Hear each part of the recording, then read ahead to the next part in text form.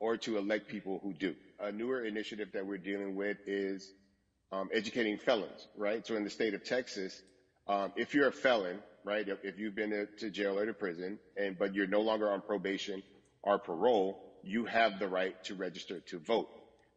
Another thing that was just brought to my attention, there's an initiative called Orange, which is happening not just in Houston, but all over the country. If you're in jail currently during pretrial, but you have not been convicted, like you're still in jail waiting for your day in court, you are still eligible to vote.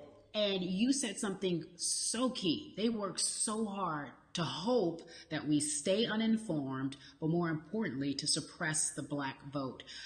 If you could do one thing with this message that we're trying to send today about how important voting is, what type of images would you like our people to understand and see when they go to these polls and vote or when they cast their ballots? I think the images that we've all seen, you know what I'm saying, for decades in this country, if not centuries in this country, we've seen black people oppressed. We've seen black people attacked. So every time you look back and you see those old black and white images of people of color being attacked by dogs and people of color being sprayed with hoses, that's what they were fighting for. Back then, they were just fighting for a chance to vote.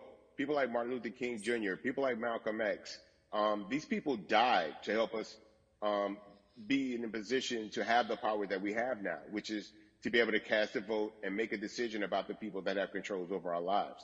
So, I mean, if you in your own community need a reason to vote, look at a person like George Floyd.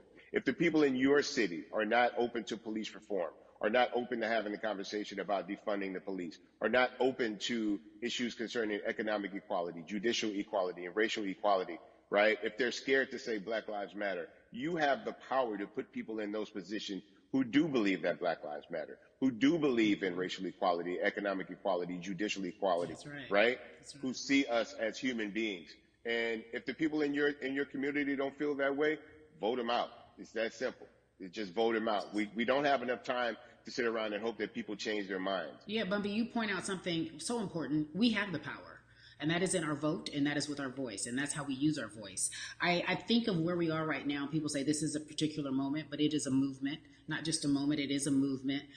Why, in your opinion, was it George Floyd's death? Why was that the chosen brutality for people to say, oh my God, black people are still oppressed in this country, and it is not fair?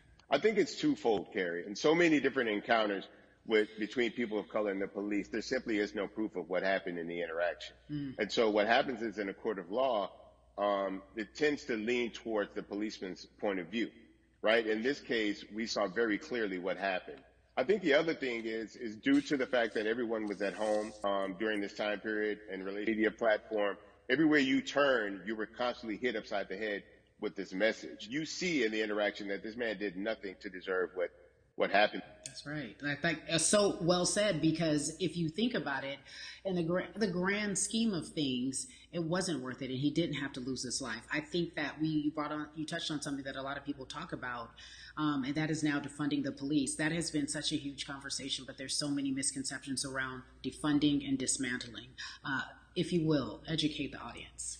All right. So most people, when they hear the term defund the police, they tend to think of, they're going to take away our police department. Nothing could be further from the point.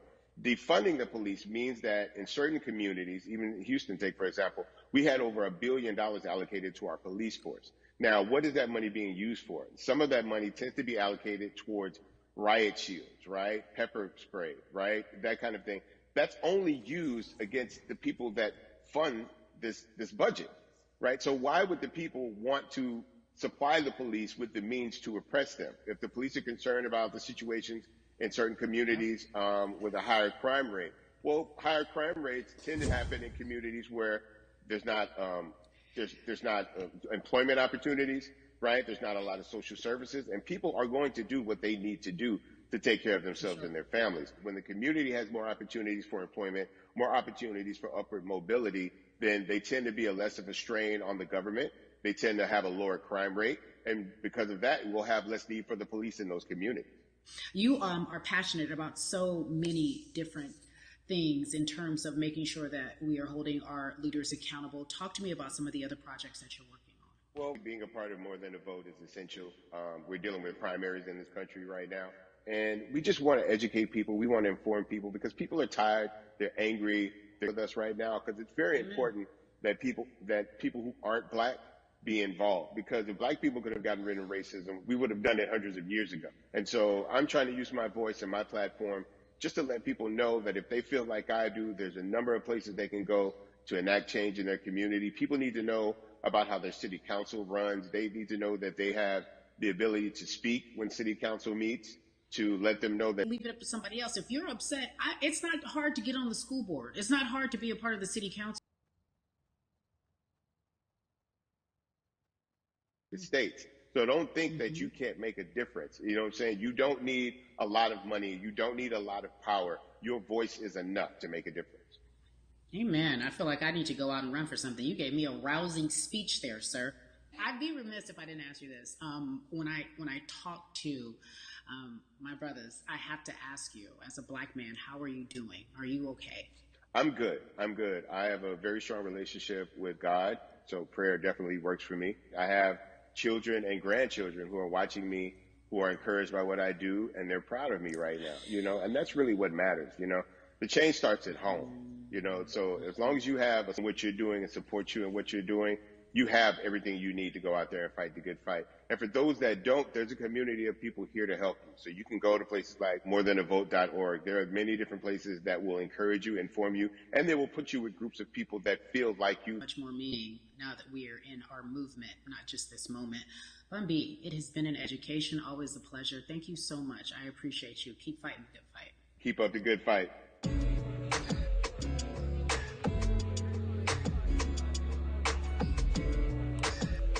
Yeah, la la. So our next guest, I have to admit, I'm a fan, but there are so many different people that we could talk to, and I thought it was so imperative that we speak with her. You know her as Molly on the huge, successful show Insecure.